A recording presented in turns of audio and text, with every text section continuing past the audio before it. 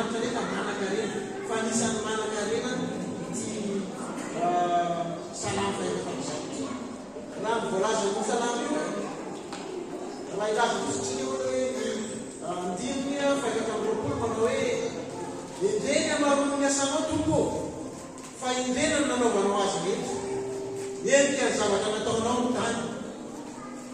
nalahatra Andriamanitra teto a nalahatra mpano salamy teto a ilay zava-boary izay maniamby voninahiny la miresaka izy eto ny ranomasina miresaka izy eto ny bibidy miresaka izy eto ny rahona sy zavatra maro sakaraza izay volony maneo an'ilay Andriamanitra lehibe zany ary isika ihany ko izay volony natao hanambara izany fahasoavan'Andriamanitra sy fahaleobiazan'Andriamanitra zany. Ary raha ilasika ny Romanina folo andiny fahenany telopolo le manao hoe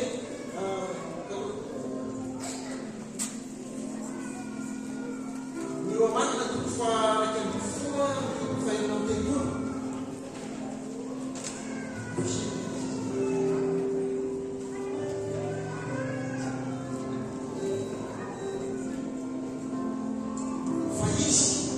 zavatra rehetra izao izy no miazo azy sady izy koa no antony izy memboninahitra akehitriny sika raha manana zao fotoana zao afatsika miarana anangatra azy anangapeo tena azy amin'ny voninahitra azy raha sy tanao fahefana amin'izany teo miverina mihitsy ka dia hoe ira ozy izy anangatra azy isika rehetra Dotsika miaritsana dotsika manangapeo dotsika amin'ny voninahitra azy raha namandianao tsy manahity zany manangapatana miraha mafy manangapatana miakodina toerantsika manangana amin'ny fahaleobiazantsika sady navitsika atsika do iala le vavaka manokafatsika n'izany fotoana izany iarana namboana sotanao zay Andriamanitra amin'ny aleven'ny fahasoavanao nofoninao avokony zavatra rehetra manambara ny fahaleobiazanao ary nanemonao tenanao hoe Andriamanitra rana io taminay nofoninao zao rehetra izao manambara aminay fa ianao le mpamoro ny Andriamanitra lehibe ny Andriamanitra soa dia teninao dia misy ary zao rehetra ary zany teninao zany manambara fa misy ianao ary akehitriny izay raha matsiaro ny vanim-potoanany advento ianao hoe tonga nofo Jesosy ianao Jesosy izay manambara fa lay Andriamanitra lehibe le Andriamanitra lehibe izay namorona ny tany namorona ny lanitra namorona zao rehetra zao dia ianao Jesosy miampiny zany rehetra zany ianao miaviny zao rehetra zao ianao no antony hoanao ny teny hoanao ny voninahitra mandrakizay mideranao zay manatatra ny lalana zay mankalazanao zay tokoa misaotanao zay zavatra misaota Jesosy misaota Hosanna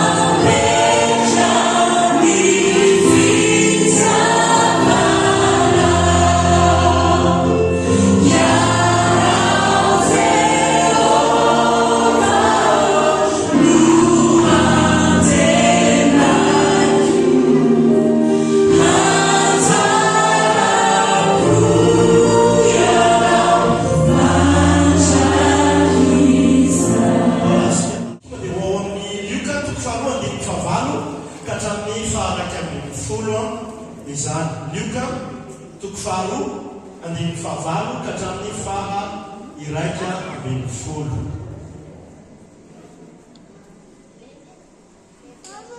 Efa mety tsara mihitsy zany zareo aza fisahirana tsoka. Ny anankiray eto amin'ilany azy mama loatra tsy mandeha satria mety tsisy any tsy mandeha. Eny ary ndao iaraka maka ny tenitsika ary efa mety zany tsy maninona na ohatra maheno tsara doantsika tsy maninona fa avelao zao. Ary nisy mpiandriondro tamin'izany tany izany nitoetra tany an-tsany tanjona niondrony tamin'ny alina. Ary nisy anjely ny tompo nitsangana teo anilany ary nivoninahitry ny tompo na nilatrelatra na nididina azy ka raiky tahotra indrindra izy. Ary hoy ny anjely taminy, doma miara-mamaksika, aza matahotra fa indro milaza teny somafaly aminareo ao dia fifaliana lehibe izay ho an'ny olona rehetra fa mpamonjy miteraka ho anareo anio ao amin'ny tanànany Davida dia izy Kristy tompo. Aza matahotra fa indro milaza teny somafaly aminareo ao dia fifaliana lehibe izay ho an'ny olona rehetra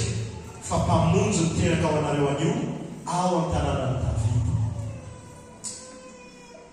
Raha omena lohateniny toateny androany dia hoe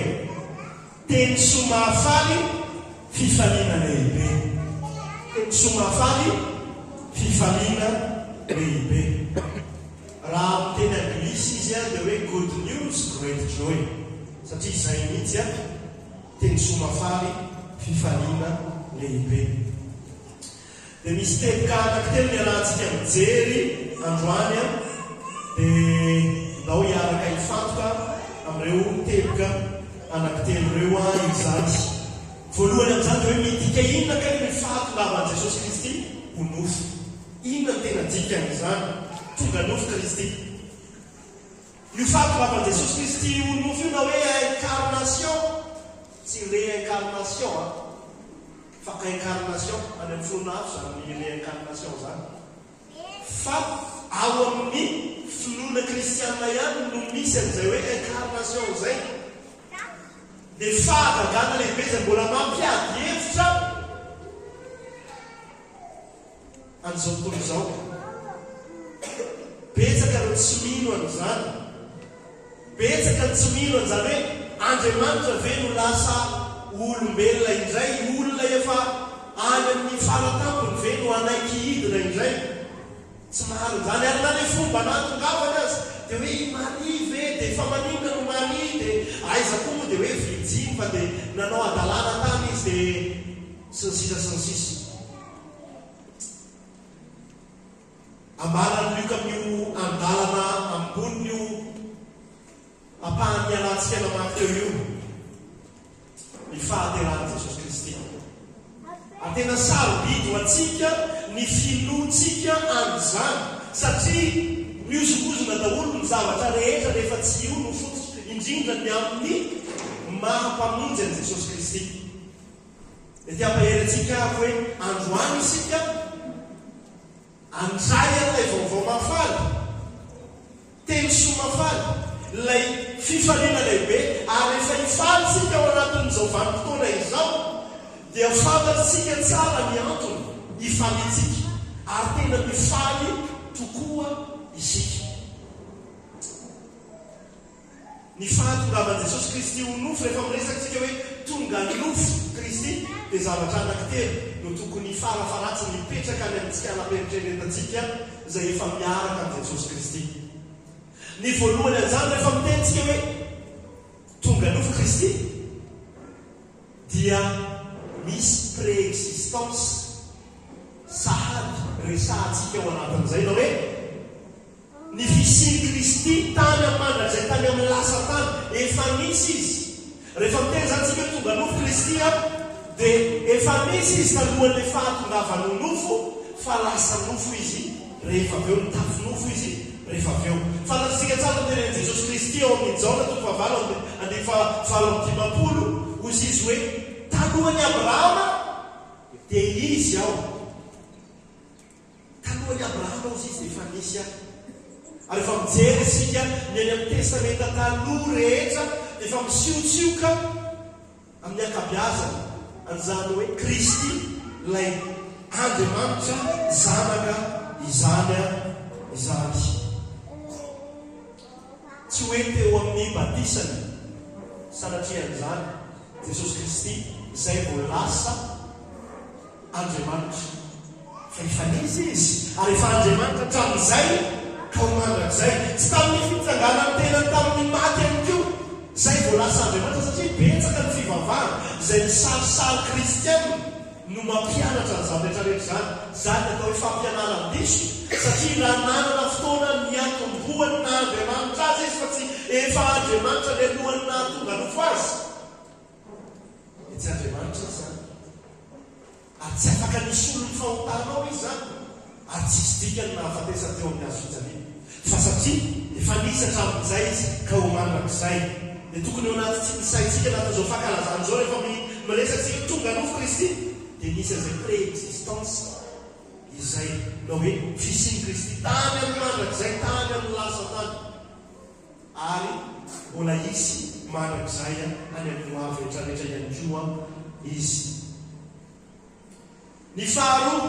tokony tonga ao an-tsaintsika avy hatrany rehefa miresatsika ny amin'izany hoe tonga nofo Kristy zany dia lay antsoina amin'ny teny frantsay hoe union hypostatique somary terminologie somary théologika kely le izy fa tsara ihany nefa tsika mahalala n'izany rehetrarehetra zany lay fiombonana hypostatique afaka dikatsika tsotra amin'izay le izy dia rehefa tonga nofo Kristy dia efa manambara sahady ilay pré-existence teo hoe efa nisy izy ary Andriamanitra zato isan-jato izy fa nanomboka ny tafo nofo ihany koa izy dia olombelona zato isan-jato zay ilay antsoina hoe fiombonana hypostatique ilay hoe Andriamanitra zato isan-jato Kristy ary olombelona zato isan-jato ihany koa. Ahoana ny ambaran'i Paoly ao amin'ny Romanina toko voalohany andininy fahatelo ka hatramin'ny fahaefatra ny amin'ny zana aloha izy tsy haiko hoe saosoloako na maty micro ty matakatra ty ve le avec fina hoe zafaty raha ohatra ka izay tsy tapatapatsika. Romanina toko voalohany andininy fahatelo ka hatramin'ny fahaefatra ny amin'ny zana izay nateraka avy tamin'ny tanàna Davida araka ny nofo eo ilay maneho an'ilay maha nofo any Kristy ary lasa tamin'ny kely ho zanak'Andriamanitra araka ny fanahy fahamasinana tamin'ny fitsanganana tamin'ny maty dia Jesosy Kristy tompontsika. Telo rehefa miresatsika ny amin'izay ny hoe tonga nofo Kristy izay dia tokony ho avy ao an-tsaintsika avy hatrany hoe Andriamanitra mahatoky Andriamanitra mahatoky amin'ny teniny. Amen. Mahatoky ny teniny Andriamanitra tanteraka avokoa ny faminaniana momba ilay Andriamanitra izay tafo nofo ambaran'ny Isaia 7:5-7. Ahoana ny voasoratra ao aloha izany izy dia ny tompo no anome famantarana ho anareo indro anananaka ny virjina izay irahantsika teo izy teo anananaka ny virjina ka hiteraka zazalahy zava-dehibe ny mahavirjiny amin'ny Maria miteraka any Jesosy Kristy satria eo no nanambara hoe tsy misy ankoatra ny fanahy masina nanaka azy no natonga an Jesosy ho tao ankibon'ny Maria izany. Indro ny virjiny hiteraka zazalahy ny anarana atao hoe Emmanuel. Raha dika rehefa mijentsika le amin'ny Matio dia ina dika zay hoe Emmanuel amintsika Andriamanitra. Dao mbola hijery ihany koa isika fahafaterahan'ny faminaniana izay ao amin'ny Jesosy Kristy. Isaia 7:5. Ary io dia milaza mihitsy hoe ilay zaza izay teraka dia Andriamanitra mahery. Ilay zaza izay ho ateraka dia mpanolontsaina. Ilay zaza izay ateraka dia ilay mahagaga ray ny mandrakizay. Zany hoe azy ny mandrakizay hatramin'izay ka ho mandrakizay izy. Ahoana izy Isaia fa zaza nateraka tanteraka ho atsika dao miala mamakytsika zazalany nomenatsika ary ny fanapahana dia eo antsony ary ny anarana atao hoe mahagaga tanintsaina Andriamanitra mahery ray mandrakizay anjina ny fiadarana zava-dehibe nipetrahany ao amintsika anapenitreretantsika anao teboka anankitelo ireo rehefa miresakitsika hoe fahatongavany Kristy ho nofo ny voalohany amin'izany dia ny fisiany Kristy tany amin'ny mandrakizay tany amin'ny lasa tany efa nisy izy ary Andriamanitra abizay ka mandrakizay ny faharoa ilay fiombonana hitaosatika hoe Andriamanitra 100 isan-jato ary olombelona 100 isan-jato izy ary ny fahatelo dia hoe Andriamanitra matoky izay nirahantsika teo hoe lehibe ny fahatokiny mandrakizay dia rehefa miveryntsika amin'ity Lioka 4:9-9 sy ny 7:10 ny faraika amin'ny folo ity dia hoe inona moa no mahateny sy mahafaly ny fahatongavan'i Jesosy Kristy ho nofo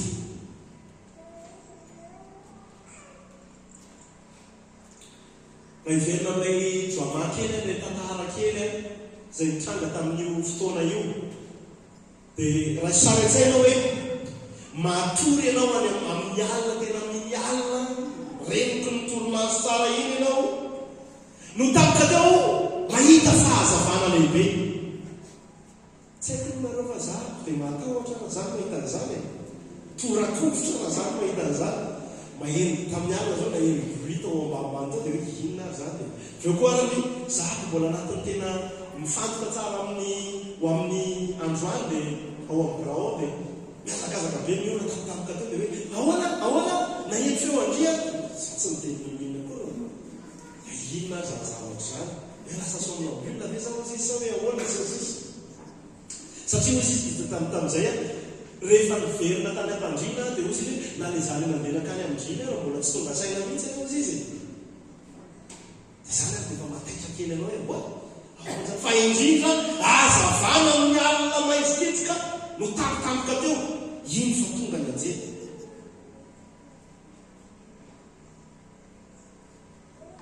tena hoe zavatra anankiray tiana Andriamanitra ho Maria no tanatin'izay le hoe anjely tonga izay dia marina fa tena ampanetretena natongavan'i Jesosy Kristy teto ary tany amin'ny finanam-bilina izy miteraka fa tsy foiny ho mangingina fotsiny zany fahaterahany zananzany hoe ho eo amin'ny lay fanetretena fotsiny fa tiany ho ambala ny fomba mahagaga dia tany amin'reto mpiandrony reto izy no naseho ny heriny sy naseho ny voninahiny hoe iny fa tonga nofo lay zanako lahatokana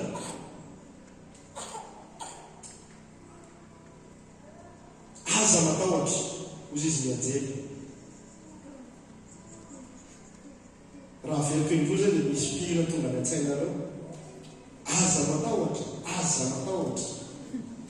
fa indro milaza teny somafaly aminareo ao dia rehefa mizentsika n'ilay hoe teny somafaly io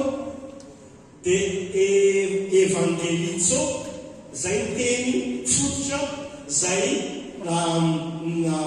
nakana ny teny somafaly io ary fantatritsika hoe filazantsara raha teny fototra dia evangelion zay lay teny nazahoantsika n'ilay hoe filazantsara hoe vaovao mahafaly dia asika tsaina vena olona tamin'ity alina anankiray ity hoe ny anjely mihitsy no nitilo filazantsara tamin'ny olombelona ohatra tahaka ny tehiteny rehefa mijery reto hoe ora olona nalefa n'Andriamanitra ray ane zay fa hanomboka amin'izay ty tantara ty efa manarivo ny tona maro zay rehefa misiotsiona ny resavezana zany hoe izy mpamonjy fa androany tonga le izy tanteraka le izy azoka tsaina mihitsy ny fietanetana amin'ny anjely mahita ny zanretrarehetra zany hoe ora olona tonga avasainy manao fa tonga neny izy dia fiangonana eto faralazy tonga avasainy tsika fa tonga efa tonga Jesosy Kristy mitondra ny fanjakan'Andriamanitra mitondra ilay filazantsara tokana sady masina ary izy mihitsy azy ilay filazana tsara. Ahoana ho ianao raha misy manambara aminao fa misy tavavy sotroana any anaminamany dia sady manala tavy, tsy mila manao fanatanjahantena intsony, manasitana izay mety hoe aretinretina rehetrarehetra any anatin'ny tsikalakala amin'ny vatanao any, mahatanora lalandava, mampatanjaka, tsy le ina menaka mahagaby resaka fa mbola zavatra mbola tena hafa mihitsy, manafaka me olonanao ihany koa ary le tambavy. Ary indrindrandrindra tambavy mazatra manganaganana zay fisotsika azy ao any, fa terakiraiky tena mamy amin'ny matsiro tsara mihitsy, dia sady mora be ny vidiny, dia kely dokotera eraky zao tontolo zao hoe tena maro ny zavatra io. Dia za zao le misy any andia voalohany dia asika tsaina hoe ny fandizan'ireo olona izay any anatin'ny hopitala rehetrarehetra hoe misy an'izany zavatra zany ny any.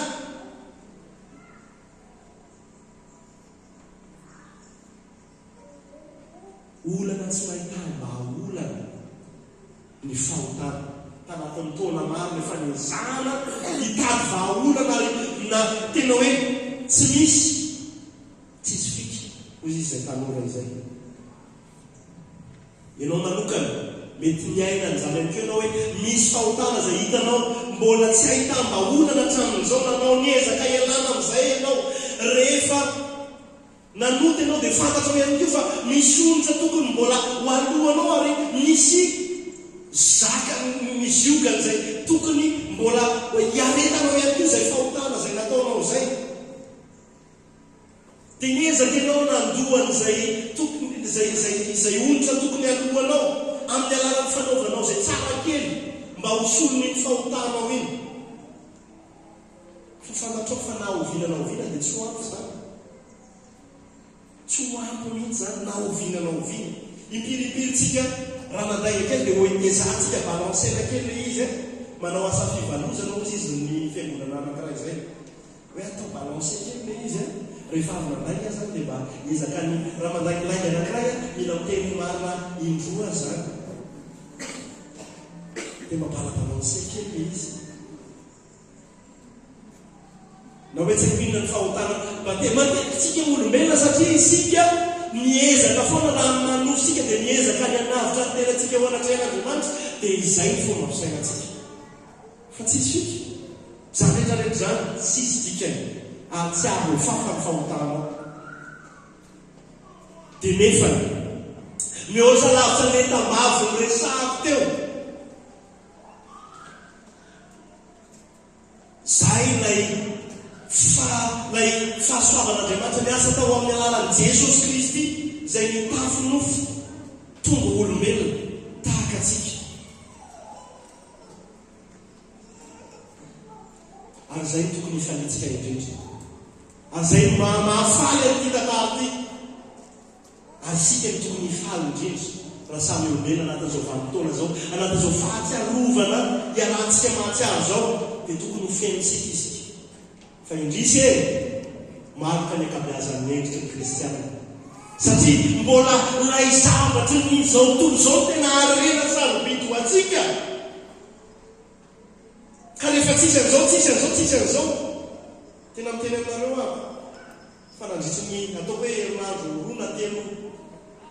roa stapany teo eo tena plus ou moins tena hoe tsisy ninonino izahay fa ozy izy ianao mbola hifaly amin'i Jehova satria misy antony faliana ity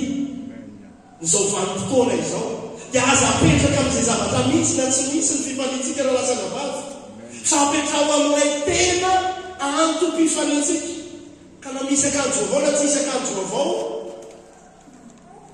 mbola hitoetra ny fifalianao. Amen ve? Na misy sakafo na tsy misy sakafo dia fantatsika hoe inona na tokony hifalitsika indrindra. Amen ve? Ny sasany amintsika misy bana tsy mety feno mihitsy ny fiainana. Ny fianona tany amin'ny toka ny fenona tany amin'ny siara ngony fitiava-behivavy fitiava-dehilahy fombafomba mpivavana samy hafa tafiditra ao anatin'izany mihitsy koa satria tika mietritra hoe rehefa manao an'izao dia mety mafenifeniny ao anaty koa rehefa zao dia mameno an'izay bana ao anaty koa rehefa zavatra hafa koatran'ny Kristy no izahanao amenona io bana ao anatinao io tsisy tika zoadira tsisy ilavana azy avokoa eo anatrehan'Andriamanitra. Mety fianarana ny zahanao namenonana io, mety vola ny zahanao namenonana io, mety vady, mety zanaka ny zahanao namenonana io. Fa miteny aminao afa voindrindry, vomaika fahatsompanantenana no hitoetry sy ho azonao raha izamatra izany namenonao an'ilay bango anatinao. Ary raha tena izy lay fahotana, lay toetra manofo, lay toetra mampanoky no fototsy ho fahabangana ao anatinao io. Ary ilay ianao tsy mahatsapa voavela eroka sy voasarona fahotana, izay no fototsy ho fahabangana ao anatinao io. Eritreretintsika fa ny fakatoavany hafa, ny fakatoavany namana no izahantsika amenontsika n'ilay banga ao anatsika. Fa tokony fatantsika hoe inona no mahatonga an'io banga, dia izay ilay hoe tsika mbola tsy nandray an'ilay sabatra izay voavela eroka sy voasarona ny fahotana ary tsy misy fitaka ny fanahy, izay mbola mahatonga an'io banga tsy ho feno. Fa rehefa fantatrao izany hafalininy navotana namizana fo navelany elony, tahaka an'izany akombo mifaly, tahaka an'izany ny fifaninao. Ho ariko tahaka ny ty ohatra anankiray ity izay mety mivaly ny tena mahatakatra azy, ilay fahabagana izay entrenantsika fa zavatra hafa no ameno azy. Tanareo, misy fotoana izahay lehilahy hiala monjomonjy amin'ny vehivavy vadinay, fa tsy fantatra akory hoe inona kay le fototsy le izy ty maro. Dia miezaka maniny tena ihany hoe tamin'ilay tary iny ve sa le za le nanao an'izao iny ve sa le za le nanao sansisa. Ohatra tsy tonga saina mihitsy ianao hoe hoana ary zany mamy.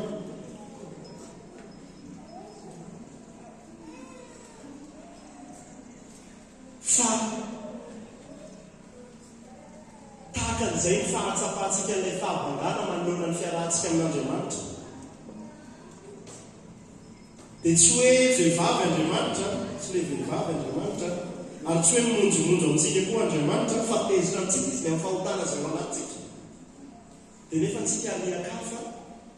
sy zavatra be dehibe samy hafa ny saintsika.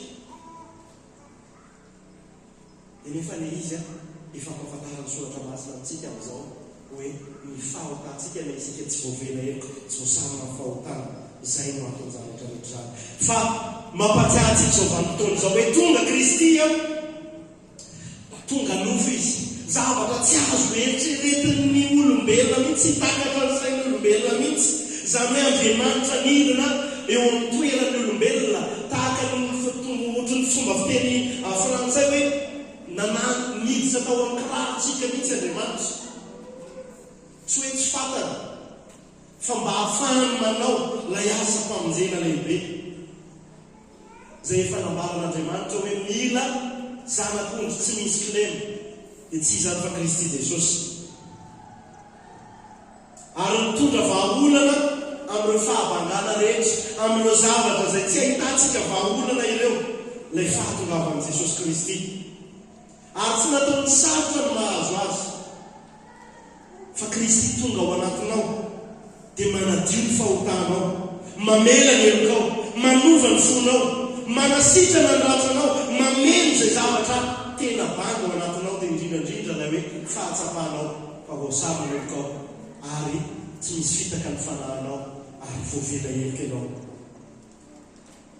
Rehefa tonga ao izy, rehefa teraka ao anatinao izy, rehefa miaina miaraka aminao izy, dia izay ny fifaliana indrindra. Izany amin'ny fiainan'ny kristianina ohatra ny fiteny mahazatra ity, ary efa fahenitsika foana fa tokony Krismasy.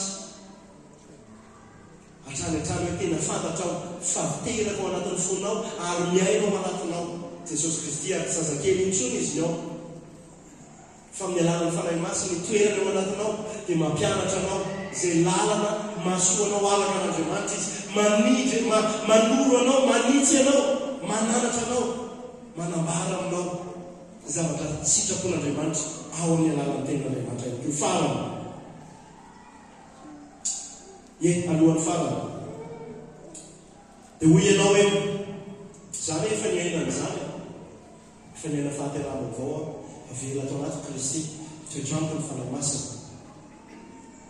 efa niraisiko zany rehetrarehetra zany fa androaniko hoy akoho aminao hoe mbola mahafaly anao ve izany mbola izany ve nivo ny fifaninao nivo ny fankalazanao amin'izao zany fotoan'izao na lasa nabavy fantaniana mipetraka amitsy aminao nao mahiaraka andika sy tsakotsako an'izany tsika mbola ivo ny fifaninao ve Kristy raha tsy izy no mahafaly anao indrindra dia misy sampinao ao dia mbola te hivavaka ako hoe hoarotany Jesosy sy zavatra tsy izy hipetraka ao anatinao ao mandray ny toerana fa izy no lohalalana ary izy no ivo ny fifaninao amen ve mbola mahafaly anao ve zany fa manakipy ny maso sika isika eo anatrehan'Andriamanitra ray zany ka fanahy masina hoy ny anjely aza matahotra fa indro milaza teny soa mahafaly la evangelion filazantsara vaovao mahafaly enganeka hitolagaga isan'andro ianao ahoana ny afahanao isan'andro hitolagagany amin'izany vaovao mahafaly zany mbola vaovao mahafaly anao ve izany raha lasy anabavy raha zany dia lany fotoana etsy fotsiny sika fa vaovao mahafaly anao zany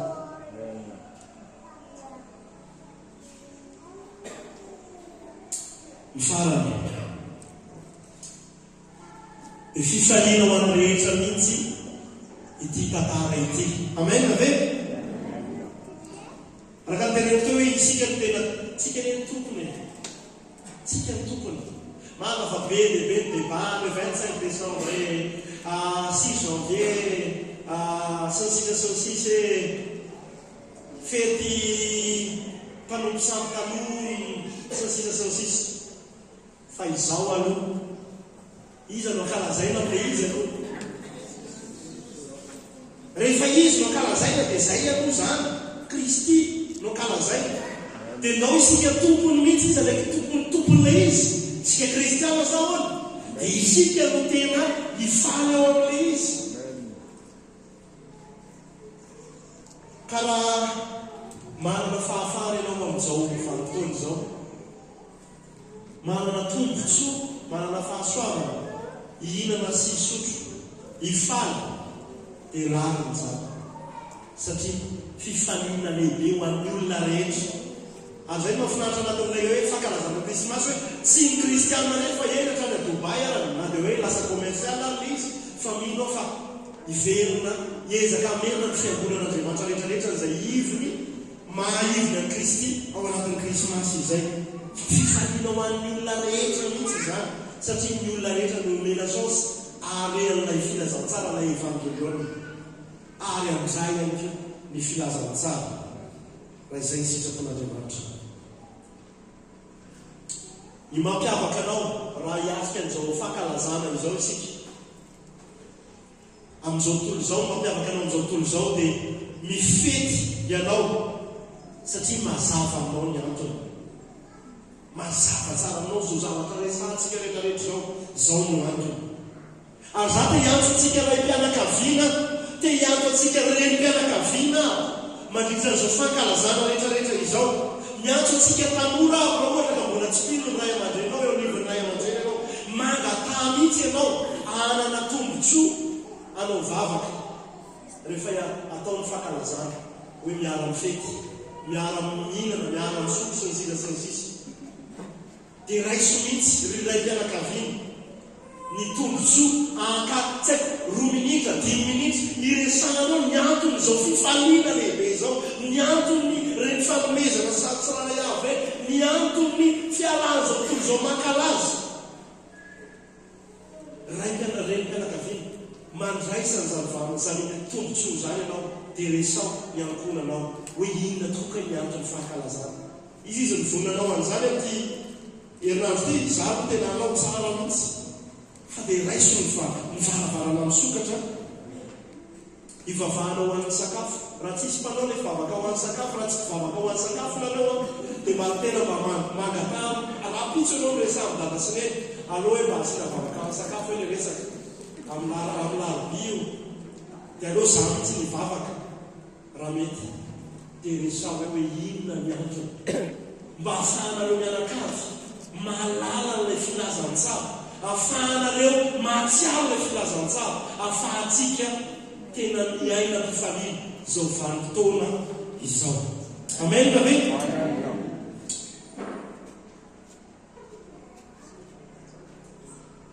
Fifaliana ho an'ny olona rehetra. Misy tebokaranaky 2 amaranako anazy ao anatin'izay hoe tena fifaliana ho an'ny olona rehetra izay.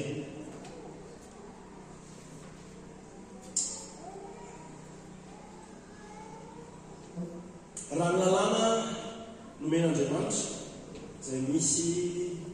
sokady samihafa ilay izy ary misy amanjatony maro no tsy maintsy ho tanterahako sy ho tanterahanao dia olona marikivy lava tahaka natao batisa tao anatin'ny voasary makirana isika satria eto am-pitsanana reto ny efa mety ho fira ny fahotana izay vitako ianao eo ampipetrahanao tanatin'izay tsy haiko atsasakadiny mahery kely izay dia tena tsisy fiainana tsisy fifaliana mihitsy isika ary zay no mahatonga mifanososony sadiseo a ohatra ny karazany olona natao batisa tamin'ny ranomangatsika be tena henonao rehefa mamaky ianao dia itsara n'zareo sy henona ianao fa anao azotra hoe jereny zavatra atao sy ny sisa sy ny sisa fa fifaliana ho an'ny olona rehetra satria tonga lay anankiray zay le teboka voalohany tonga Kristy anatanteraka ny lalàna sy ny mpaminany. Matio 5:5-7 aza ataonareo fa tonga andrava ny lalàna sy ny mpaminany ny Torah io zany testamenta taloha fa tsy tonga andrava fa tonga anatanteraka zany hoe natolavan'i Jesosy Kristy dia fahatanterahany tenin'Andriamanitra rehetra izay nambaran'Andriamanitra tamin'ireo mpanoratra ny testamenta taloha rehetrarehetra any amin'ny lalàna, any amin'ny tantara, any amin'ny salamo sy ny tononkira rehetrarehetra dia manako ako ny momba an'i Jesosy Kristy ary tonga izy ho fahatanterahany rehetrarehetra zany. Fa ihany koa tonga izy nahatanteraka ny lalàna rehetra mba tonga anao tsy hiankina amin'ny lalàna ny famekenanao fa hiankina amin'ny finoanan'i Kristy izay nahatanteraka ny lalànao anao. Amen amen. Ary tonga izy nanatanteraka zany mba tena olay marina lay zanako tsy misy kilema tsy ahitana fahotana dia mipitiny azy ao aminazy mba hatonga antsika hiara iny tokoa hoe izy lay zanak'olon'Andriamanitra izay manala ny fahotany zao tontolo zao, izy lay zanak'olo tsy misy kilema natolotra teo amin'ny azo fijaliana ho asoanao antony fifaliana zany. Ary tokony fifaliana ho an'ny rehetra hoe tsy voatery tsy maintsy raha misy tritry trano io ohatra dia tsy maintsy aharodana aloha ty trano rehetrarehetra ty satria izay ny lalàna. Raha misy tritry io, raha misy karazana moazisura dia efa tokony hiatsona ina moa ty zao hiatsona amin'ny mpisorona ho jerena hoe le moazisura ohatranao le karazany le hitanao le areti-koditra aminao reny le zavatra mety hoe tsy haiko mety inana zany inao fiantsoana reny eczema sy ny sisa reny tsy maintsy makany amin'ny mpisorona ianao aloha dia tsy maintsy fiaino lasa mihitsy amin'ny mpisorona aloha mety mitanjo zotra hoe tsy reko manino ty tananao ty ohatrany ilay abokana hoe ty sa tsy abokana tokony mitokana ry ianao zao andro na hoe raha tsy mampanino dia renana hoe ny fahateren'ny fiainana raha tsy maintsy nakatohan'izany fa ny fahalalan'ny fiainana zay iainantsika amin'izao raha isika ho convaincu nefa ny fahafahana natolotr'Andriamanitra atsika tao amin'ny Kristy Jesosy izany dia androany e fifaliana ho an'ny olona rehetra ka tsy te ahita tsy izany fa mino fa Andriamanitra hoe tsy te ahitantsika ho marikivy Andriamanitra miasika an'izao vanim-potoana izao indrindra fa rehefa misainsaina an'izao vanim-potoana izao izy fa te ahitantsika ho velim-panatenana hoe ie sofa tonga Jesosy Kristy nanatanteraka lalàna rehetra mba ahafahako miaina ny fahafahana tahaka an'izao farany tonga nofo Kristy ho faty teo amin'ny hazo fijaliana vo tonga teto amin'izao tontolo izao dia fantatra ny misionany hoe ny hazo fijaliana no hiafarany ary zay le resahany anjeny hoe fifaliana ho an'ny tany rehetra onozy izy aza matahotra fa indro mitany laza teny somafaly aminareo ao dia fifaliana izay ho an'ny olona rehetra fampamonjy miteraka ho anareo fampamonjy miteraka ho anareo zay le mpamonjy izy le mpamonjy zay le famonjena resahany ato anatin'ity famonjena avy amin'ny finoana rery any amin'ny Kristy Jesosy rery any ary azo amin'ny fahasoavana irery any ny hazo fijaliana no antony fahatolavan'i Jesosy Kristy ho nofo mba ho sorona sy ho mpisorona ilay altara nanaovana sorona ny tenany amin'ny fotoana mapety efa voatenik'Andriamanitra ary na le mieritreritra fotsiny antsika hoe miantsona an Jesosy ilay anaran'i Jesosy ino amika dikany hoe Jesosy Jehova no mpamonjy ary ino dikany hoe Kristy ilay voaositra ao an'inony ilay voaositra Andriamanitra hitondra ny fahotana zao tontolo zao ary anafaka antsika tamin'ny vahoan'ny fahotana zay no maha-kristiany Kristy ary ino dikany Emmanuel amintsika Andriamanitra ino dikany hoe Jesosy tompo ino ilay tompo Andriamanitra tompo faratampony zay ilay tonga amonjy an'izao tontolo zao faty ho anao sy ho aho eo amin'ny hazo fijaliana no iaraka hitsangana isika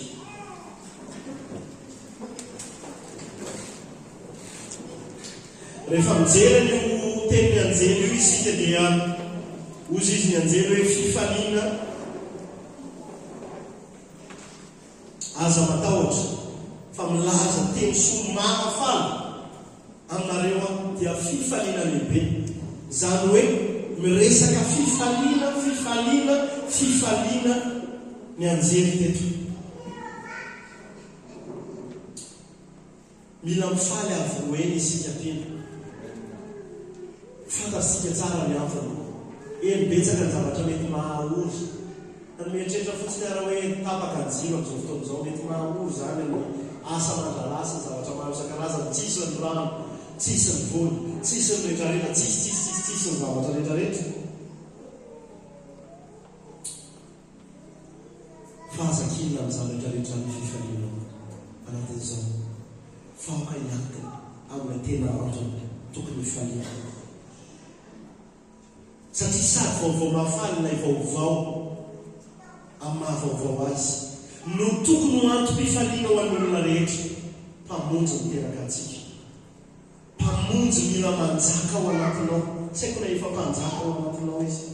fa manombomy resaka amin'ilay mpanjakanao zao fotoana zao tianasanao ako miresahana aza rehefa mpanjakanao izy resao izy ho tena misotranao ao efa zany rehetrarehetra zany mitombony anahako ao aminao ary ianao no heviny fifaliako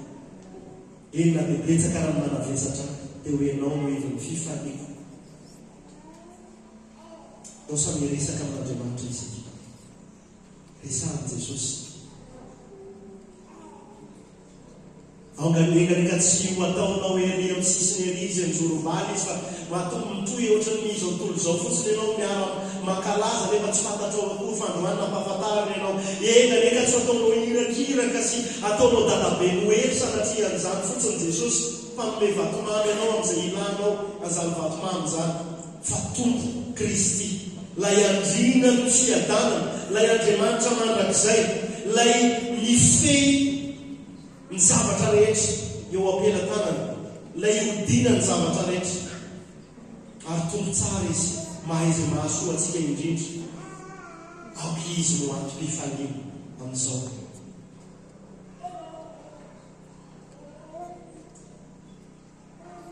mba alianao ako avy antsika mampitandra hoe isika miara-mamaly amin'izany teny zany nome sekonda vitsivitsy ary maresanao ianao manokana miresaka amin'Andriamanitra resana azy Andriamanitra fereno amin'izay zavatra mety hoe tianao tenena amin'ny androany any manoloana zany titeny androany zany tsy maninana mivitsivitsika ianao na miteny mafy ianao tsy maninana zay mapety ianao na mainty mangina ihany koa ianao tsy maninana fa aoka tsy avelanao adehibe sainao fa tena hifantoka amin'izany rehetrarehetra zany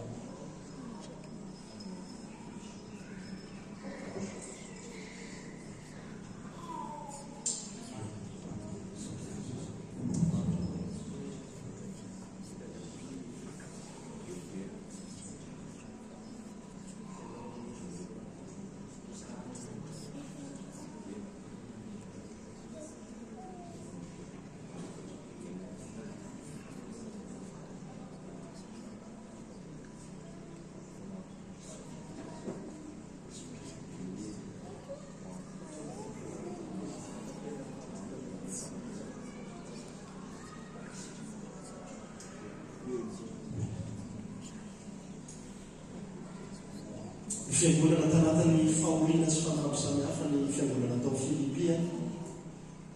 fa ny hoe Kristy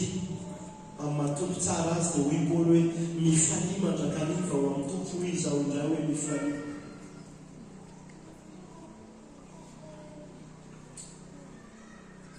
dia ndao hifaly satria fifaliana ho an'ny olona rehetra ndao ampanginitsika zay mety zavatra mety mampimanavesatra antsika fa hifantoka amin'ny Kristy irery ihany fotsiny amintsika dia hifaly noho ny aminy manokana amin'izao fankalazana azy izao aza ny zavatra perifery ny zavatra tsy azonao ny zavatra tsy anananao amin'izao fotoana izao ny zavatra tsy eo amin'izao fotoana izao no tena apetraka ho ivony fa avy anao izy ho ivony dia izy mifalianao indrindra tompo Kristy dia aoka ananan'izany asy ny mahatompo azy izany izy eo amin'ny fiainanao mpamonjy Kristy dia aoka ho mpamonjo anao izy afaka mio eo amin'ny toerany voavonjy miko ianao raha ohatra ka mbola tsy nanaiky azo tompo sy mpamonjy ny fiainanao ho antom-pifalianao indrindra izany androany raha ohatra ka raisinao izy ivavaka isika aza matahotra fa indro milaza teny somafaly aminareo ao dia fifaliana lehibe izay ho anao fa mpamonjy no teraka ho anao manokana